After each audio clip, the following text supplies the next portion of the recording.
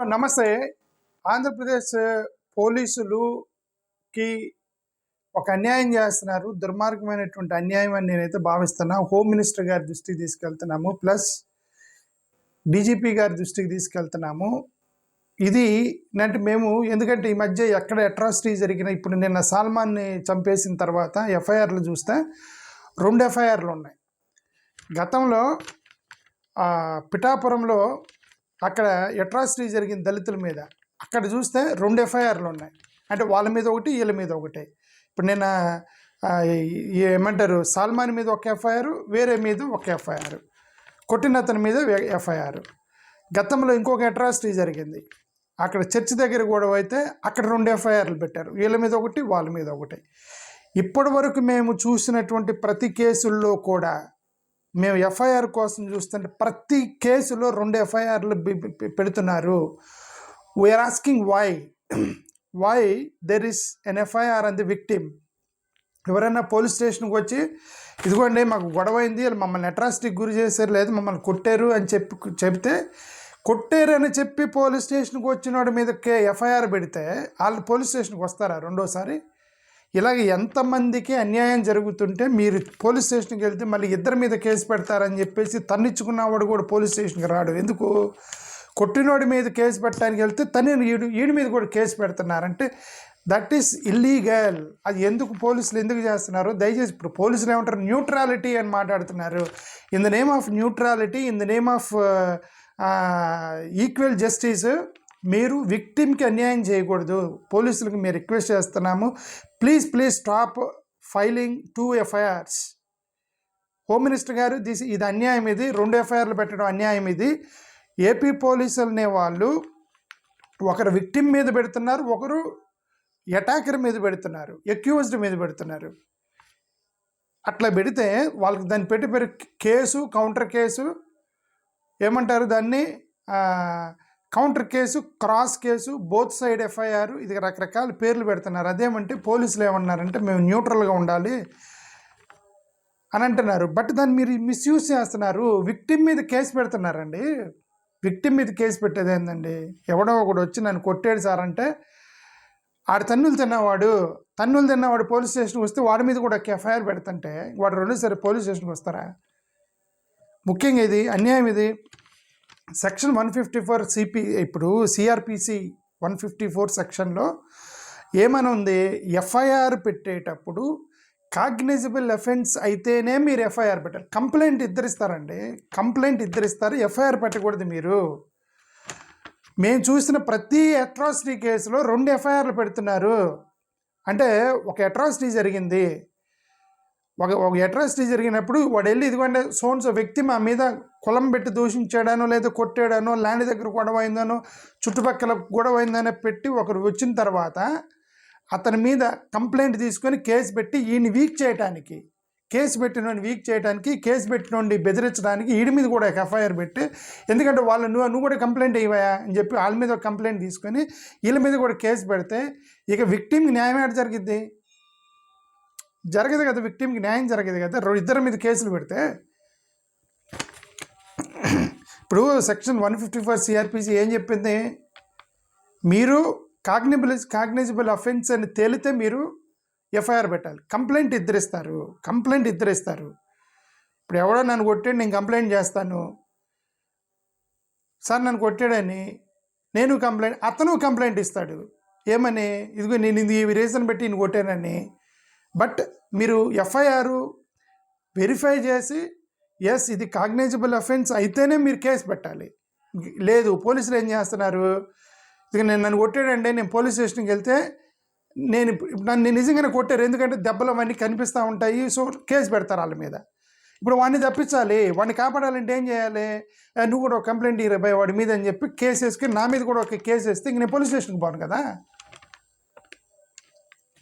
ఏమంటే ఇది you're misusing the అంటే doing injustice, grave injustice the victims చెప్తున్నాం. నిజంగా ఇద్దరు కొట్టుకుంటే ఇద్దరి మీద పెట్టండి, that is a different case.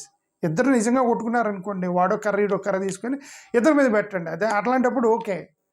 ప్రతి కేసులో కూడా మేము ఇంతవరకు చూసిన ప్రతి కేసులో కూడా 2 ఎఫ్ఐఆర్స్, ఒకటి మీద విక్టిమ్ మీద ఒకటి, అక్యూజ్డ్ మీద ఒకటి, ఒక ఎఫ్ఐఆర్. ఎందుకు ఇన్ని ఎఫ్ఐఆర్లు ఉన్నాయి మాకేం అర్థం కాలేదు. సుప్రీంకోర్టు చాలా క్లియర్గా చెప్పింది. Supreme court clearly set state of Haryana versus Bhajan Lal 1992 ఈ కేసులో సుప్రీంకోర్టు క్లియర్గా చెప్పింది ఏంటంటే counter file cannot be automatic, counter FIRs cannot be automatic.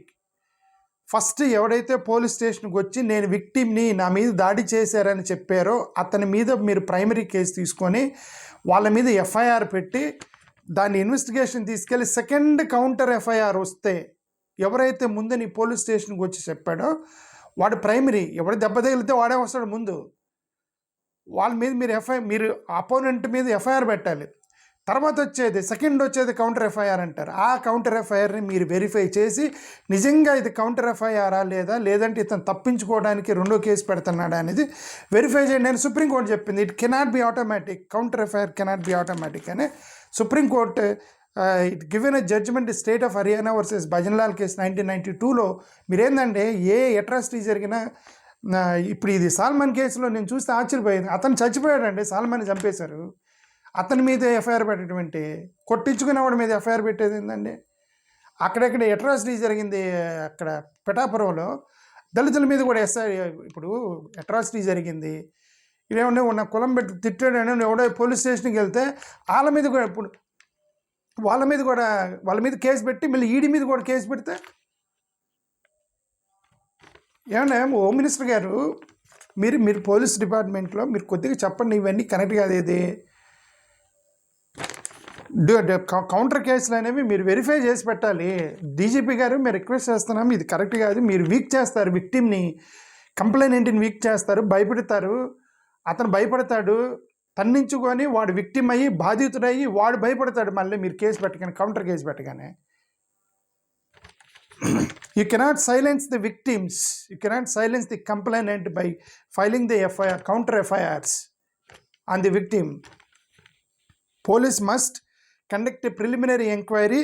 If you are satisfied, then you file the FIR. అవతల మీరు దాడి చేసిన వాడిని కాపాడటానికి ఈడి మీద కూడా ఒక ఎఫ్ఐఆర్ పెడితే డైల్యూట్ అయిపోతాయి కేసులు మొత్తము. Police must define the aggressor and the aggressor and the defender. Police department, you must define who is the aggressor and who is the defender. అంటే జస్ట్ ఒక ఎగ్జాంపుల్ చెప్తున్నాను. నేను వీళ్ళు కేసు ఫైల్ చేశారని చెప్పలే, నేను మామూలుగా ఎగ్జాంపుల్ చెప్తున్నాను.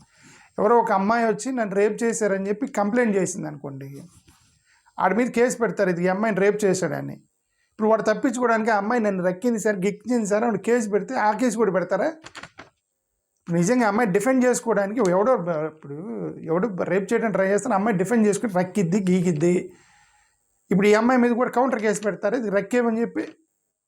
అలానే ఈ కేసులన్నీ కూడా అంతే, అలానే ఉన్నాయి ఇవి. There is no difference between a rape case and Dalit atrocity case. All SC ST atrocity కేసులో every SC ST atrocity case అంటే కౌంటర్ ఫైల్. పోలీస్ స్టేషన్లో పెట్టిన ప్రతి ఎస్సీ ఎస్టీ అట్రాసిటీ కేసుకి కౌంటర్ కేసు పెట్టారు వాళ్ళ మీద. వీళ్ళు డిఫెండ్ చేసుకుంటారు, బలహీన వర్గాలు డిఫెండ్ చేసుకున్నప్పుడు వాళ్ళ మీద మీరు కేసు పెట్టకూడదు. నేను అదే ఎగ్జాంపుల్ చెప్పింది. ఒక అమ్మాయి మీద బలాత్కారం జరుగుతున్నప్పుడు అమ్మాయి డిఫెండ్ చేసుకోవడానికి రక్కిద్ది గిక్కిద్ది, వాడి మీద కేసు పెట్టకూడదు. అవతల బలవంతుడి మీద కేసు పెట్టాలి కానీ వీళ్ళ మీద బలహీనుల మీద కేసు పెట్టకూడదు. ఇది అన్యాయం ఇది. ఓకే,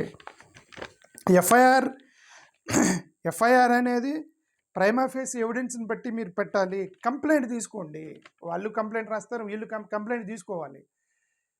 కంప్లైంట్ రేప్ చేసినప్పుడు కూడా కంప్లైంట్ చేస్తాడు, ఇక అమ్మాయి అది చేసింది కావాలని ఓ కోఆపరేటివ్ వచ్చిందని వాడు తప్పించుకోవడానికి 100 కేసులు కంప్లైంట్ రాసిస్తాడు. Every complaint you have to receive, but FIR cannot be filed until and unless there is prima facie evidence. అది నేను అనేది. బట్ ఎఫ్ఐఆర్లు మేము ప్రతి అట్రాసిటీ కేసులో చూస్తే 2 ఎఫ్ఐఆర్లు, వీళ్ళ మీద కూడా ఎఫ్ఐఆర్ పెట్టారు. SC ST act must be registered immediately on the accused, but counter FIR cannot be automatic. అది సుప్రీంకోర్టు చెప్పింది, ఎస్పెషల్లీ ఎస్సీ ఎస్టీ కేసులో. Moreover you are trying to dilute SC ST cases. రేపు పొద్దున రికార్డుల్లోకి వెళ్తాయి ఎస్సీ ఎస్టీ కేసులు SC ST కేసులు ఎన్ని పడ్డాయని రికార్డులోకి వస్తే అది ఏముండదు కదా, క్రైమ్ రికార్డ్ ఏదో రిపోర్ట్ ఉండేది కదా, సిఆర్బి డేటా ఏదో ఉండేది కదా. ఓకే, ఆ నేషనల్ ఎన్సీఆర్బి డేటా. ఇప్పుడు ఎన్సీఆర్బి డేట్లో అట్రాసిటీ కేసులు ఉన్న రికార్డులోకి వెళ్తాయి కదా. ఎన్నైతే ఎస్సీ ఎస్టీ కేసులు పెట్టారో అన్ని కేసులు వీళ్ళ మీద ఉంటాయి. మళ్ళీ ఎందుకు మీరు కౌంటర్ కేసులు పెడుతున్నారు కదా, రికార్డుల్లో మ్యానిపులేట్ చేస్తున్నారు రికార్డు డేటాని, క్రైమ్ డేటాని. ఎవడో వెళ్ళి కులదాడి చేశాడండి, నా మీద అన్యాయం చేశాడు, నా మీద దుర్మార్గం చేశాడు అని చెప్పి ఎస్సీ ఎస్టీ కేసు పెట్టగానే నువ్వు వీడి మీద కౌంటర్ కేసు పెడితే రేపొద్దు నువ్వు రికార్డుల్లో చూపిస్తావేమని, ఇదిగోండి ఎస్సీ ఎస్టీ కేసులు 1000 ఉన్నాయి, 1000 మంది దళితుల మీద కూడా కేసులు ఉన్నాయి, నువ్వు ఫేక్ డేటా చూపిస్తావు, నువ్వెందుకు కౌంటర్ ఎఫ్ఐఆర్ పెట్టావు? వీళ్ళని తప్పించడానికి ఎన్సీఆర్బి డేటాని మీరు మ్యానిపులేట్ చేస్తారు, కేసులు మ్యానిపులేట్ చేస్తారు, రికార్డులు మ్యానిపులేట్ చేస్తారు, మొత్తం కూడా తిరిగి విక్టిమ్ మీద కేసులు పెట్టి. సో ఈ dual cases, counter cases, both side FIRs అనేవి అది అన్యాయం, దుర్మార్గం. అది please stop both side FIRs. Aggressor మీద మాత్రమే మీరు కేసు పెట్టండి, డిఫెండర్ మీద కేసు పెట్టకండి. అది మీరు you are trying to weaken the SC ST atrocity case. This is dilution of SC ST atrocity cases. ఇప్పుడు ఈ సల్మాన్ కేసులో కూడా నేను అదే చూశాను, చనిపోయిన వ్యక్తి మీద ఎఫ్ఐఆర్ ఉంది. అఫ్కోర్స్ అతను ఎఫ్ఐఆర్ మీద పెట్టినప్పుడు అతను చనిపోలే, బట్ అతని మీద పెట్టారు కదా కేసు. అంటే చనిపోయేంత దెబ్బలు తిన్నవాడి మీద ఎఫ్ఐఆర్ పెట్టారు, దెబ్బలు తింది అతను, కర్ర తీసుకుని కొట్టారు అతన్ని. ఆ పక్కన పీటర్ అనే వ్యక్తి కొడితే కదా సల్మాన్ చనిపోయాడు. బోత్ సైడ్ ఎఫ్ఐఆర్ లేదండి. You are making victims as accused. They are victims, you are making them accused, you are making them criminals. Both side FIR పెడితే అంతే కదా. సో ఇప్పుడు పొలిటికల్కి ప్రెజర్ ఉండిద్ది అండి, పోలీసులకి ప్రెజర్ ఉండిద్ది, వాళ్ళ మీద పొలిటికల్ ప్రెజర్ ఉండిద్ది. ఎవరో ఫోన్ చేస్తారే, కొంచెం తగ్గించాడు మనోడే, కొట్టాడు, వాడు పొరపాటుని కొట్టాడు, తగ్గించాను. కానీ ఇప్పుడు ఈయన పిలిచి రే నీ మీద కూడా కేసు పెడతాను, నీ మీద కూడా ఎఫ్ఐఆర్ పెడితే, నీ మీద కూడా కంప్లైంట్ ఇచ్చాడని వాడిని బెదిరించి, వాడిని తగ్గించి, వాడిని కాంప్రమైజ్ చేయడానికి వాడి మీద కూడా కేసు పెడితే, ఆడు పోలీస్ స్టేషన్కి వచ్చి న్యాయం చేయండి సార్ అని వస్తే ఆడి మీద నువ్వు తిరిగి కేసు పెడితే వాడు భయపడి.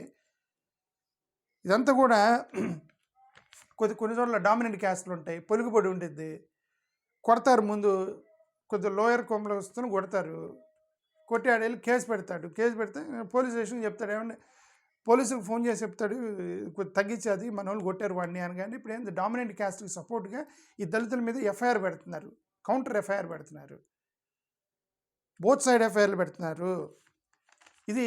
ఇదంతా కూడా అదే క్రిమినల్ డేటాని మ్యానిపులేట్ చేయటం అంటారు దాన్ని. రేపు పొద్దున కూడా వచ్చి 1000 మంది ఆంధ్రప్రదేశ్లో 1000 మంది దళితుల మీద దాడులు జరిగాయి అని మన రికార్డు చెప్పగానే, లేదు 1000 మంది క్రిమినల్స్ ఉన్నారని చెప్పి మళ్ళీ అదే రికార్డు చూపిస్తారుగా. యార్ fake records, recording the fake criminal record, filing both the son. నేను మీకు ఛాలెంజ్ చేస్తున్నాను, ప్రతి ఎస్సీ అట్రాసిటీ కేసు మీరు వెళ్ళి చూడండి, 90% కేసెస్లో ఎస్సీ ఎస్టీ అట్రాసిటీ కేసులో కౌంటర్ ఎఫ్ఐఆర్స్ ఉన్నాయి. ఈ దళితుల మీద ఎఫ్ఐఆర్లు పెట్టారు, కౌంటర్ ఎఫ్ఐఆర్ అని న్యూట్రాలిటీ పేరుతోటి. ఇదంతా fake neutrality. I say that this is fake neutrality. మీరు అగ్రెసర్ని ఏమైనా ఐడెంటిఫై చేసి ఎవడైతే ముందు దాడి చేశాడో ఆడి మీద పెట్టండి. వీళ్ళు డిఫెన్స్ కోసం తిరిగి కొడతారండి. ఇప్పుడు ఎవడో ఫస్ట్ అటాక్ చేస్తున్నాడు, డిఫెన్స్ చేసుకోవడానికి వాడి మీద నువ్వు ఎఫ్ఐఆర్ పెట్టకూడదు. ఈజ్ ఎ డిఫెన్స్ అటాక్, వాడి అగ్రెసివ్ అటాక్ అవతలది. ఇప్పుడు రేపొద్దున మన క్వాష్ చేసుకో, వీళ్ళు ఏమంటారు, ఇదిగా నీ మీద కేసు పెడతాం, ఫస్ట్ నువ్వు వెళ్ళి కోర్టులోకి వెళ్ళి క్వాష్ చేసుకోమని. వాళ్ళ దగ్గర పోలీస్ స్టేషన్కి రావడానికే వాళ్ళ దగ్గర డబ్బులు ఉండవు, వాళ్ళు సుప్రీంకోర్టుకి హైకోర్టుకి వెళ్ళి ఎఫ్ఐఆర్ని క్వాష్ చేసుకోవాలి. వాళ్ళు ఎందుకు వచ్చిన గొడవలని కేసుని విత్డ్రా చేసుకుంటారు. తర్వాత ఎందుకు వాడి మీద కూడా కేసు పెట్టావుగా, వాడు వెళ్ళి నన్ను కొట్టాడు అని పెట్టాడు, మీ ఇద్దరు కోర్టుకి వెళ్ళి క్వాష్ చేసుకోండి అంటారు. ఒకరేమో సుప్రీంకోర్టుకి వెళ్తారు, హైకోర్టుకి వెళ్తారు, డబ్బులు ఉన్న వాళ్ళు. పేదవాడు వాడు ఏం చేయలేడు, పోలీస్ స్టేషన్ కూడా రాలేడు, వాడి దగ్గర పోలీస్ స్టేషన్ రావడానికి కూడా ఛార్జీకి డబ్బులు ఉండవు వాడి దగ్గర. వాడు ఏం చేస్తాడు, ఎందుకు వచ్చిన గొడవ అని వాడు కేసు విత్డ్రా చేస్తాడు. అందుకని వీళ్ళ మీద సెకండ్ ఎఫ్ఐఆర్ పెడుతున్నారు, విక్టిమ్ మీద ఎఫ్ఐఆర్ పెడుతున్నారు, so that they may protect the criminals. ఇది grave injustice to the poor and Dalit and marginalised societies. Counter FIR పెట్టడం అనేది గ్రేవ్ ఇంజస్టిస్. అది SC ST section 18A. It చెప్తుంది there is a mandatory preliminary enquiry on the counter FIRs. ఇప్పుడు తమిళనాడులో ఒక case జరిగింది. ఒక దళిత వ్యక్తిని చంపారు. ఎవరు అతని పేరు కేపీ తమిళ్ మాన్ అని ఏదో పేరు ఉంది. Okay, versus state of Tamil Nadu. సుప్రీంకోర్టుకి వెళ్ళింది కేసు. ఏంది, ఇక్కడ ఒక దళిత వ్యక్తిని చంపేశారు. వాడు మర్డర్ అయ్యారు, వాడు చనిపోయాడు. చనిపోతే అతను రిలేటివ్స్ మీదే ఎఫ్ఐఆర్ పెట్టారు పోలీసులు. ఇదేంటి సార్, అతన్ని చంపేసి అతని కుటుంబం మీద ఎఫ్ఐఆర్ పెట్టారు పోలీసులు. వాడు సుప్రీంకోర్టుకి వెళ్ళింది. సుప్రీంకోర్టుకి వెళ్తే ఆడి చంపేశారు, కత్తులు కటారులు తీసుకుని నరికేరాన్ని. వాడు భార్య మీద, అమ్మ మీద, వాళ్ళ మీద ఎఫ్ఐఆర్ ఎందుకు పెట్టారు స్వామి? చచ్చిపోయింది వాళ్ళు కదా, చంపినోడి మీద కదా, అంటే ఇద్దరి మీద పెట్టారు. వీళ్ళ మీద ఎందుకు పెట్టే, విక్టిమ్ మీద అని చెప్పి supreme court asked to open FIR on the police. Supreme court told to open FIRs and పోలీసుల మీద ఎఫ్ఐఆర్ పెట్టాల్సి వచ్చింది ఫైనల్గా. ఎందుకు? ఫేక్ కేసులు పెట్టారు వాళ్ళ మీద, వాళ్ళని తగ్గించడానికి. ఒకరిని చంపేసి మళ్ళీ ఆడి మీద కేసు పెట్టారు. ఓకే, తెర సూర్య వి గెనెలే మద్రాస్ హైకోర్టు. ఇది సూర్య వి గాంధీ 2025 మద్రాస్ హైకోర్టు. ఇదేంది, ల్యాండ్ గొడవ వచ్చింది. ల్యాండ్ గొడవ వస్తే సివిల్ కేసు అని చెప్పి కొట్టేసాడు ఎస్సీ ఎస్టీ మీద. సివిల్ కేసు అని ఏమంటే ఎస్సీ ఎస్టీలకి సివిల్ కేసు అయినా మీరు ఎఫ్ఐఆర్ పెట్టాలి. ఎందుకంటే ఒక ల్యాండ్ అనేది civil case. Land is a civil issue.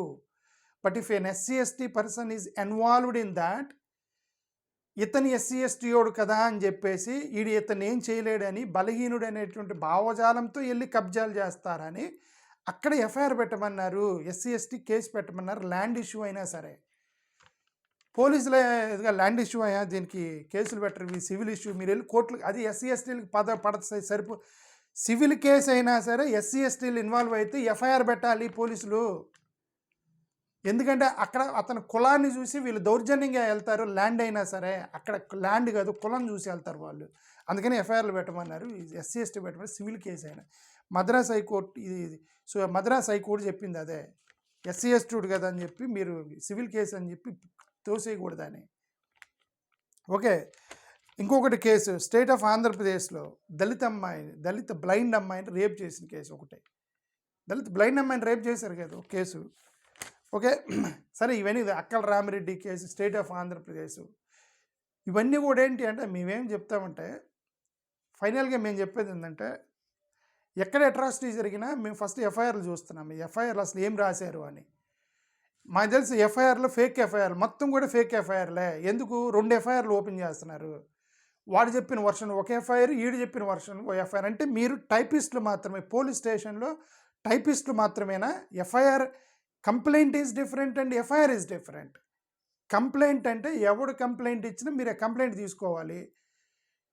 ఎఫ్ఐఆర్లో 2 ఎఫ్ఐఆర్లు ఓపెన్ చేసి, ఒక ఎఫ్ఐఆర్లో ఇది సాల్మాన్ కేసులో ఒక ఎఫ్ఐఆర్లో సాల్మాన్ అటాక్ చేసాడని ఒక ఎఫ్ఐఆర్లో, లేదు పీటర్ అటాక్ చేసాడు ఇంకొక ఎఫ్ఐఆర్, 2 ఎఫ్ఐఆర్లు పెడితే పోలీసులు ఇన్వెస్టిగేషన్ చేసింది దాంట్లో. వాట్ పోలీస్ ఎవరు డన్ ఇట్? పోలీసులు మీరు ఇన్వెస్టిగేట్ చేసి ఏది ఎక్కడ అగ్రెషన్ జరిగింది, ఎవడు డిఫెండ్ చేసుకున్నాడు, ఎవడు అన్యాయం జరిగింది, ఆడి మీద కదా ఎఫ్ఐఆర్ పెట్టాలి. అంటే that means they are not doing any investigation on the cases. నువ్వు రాసి నేను డైరెక్ట్గా ఎఫ్ఐఆర్ పెట్టేస్తాను, నువ్వు రాసి నేను డైరెక్ట్గా ఎఫ్ఐఆర్ పెడతాను. They are not enquiring. This is grave injustice happening in Dalit atrocity cases in Andhra Pradesh, state of Andhra Pradesh. Again, I am saying that Dalit Home Minister Ongalapudi Anita garu SC ST కేసును నీరు గారుస్తారు ఇలాగా. Please stop all these things. We are requesting again to the government of Andhra Pradesh. This is grave injustice and dilution of the SC ST cases. విక్టిమ్ని బెదిరించి అతని మీద కేసులు withdraw చేయడానికి counter ఎఫ్ఐఆర్లు పెట్టడం అనేది కరెక్ట్ కాదు. థ్యాంక్ యూ, నమస్కారం.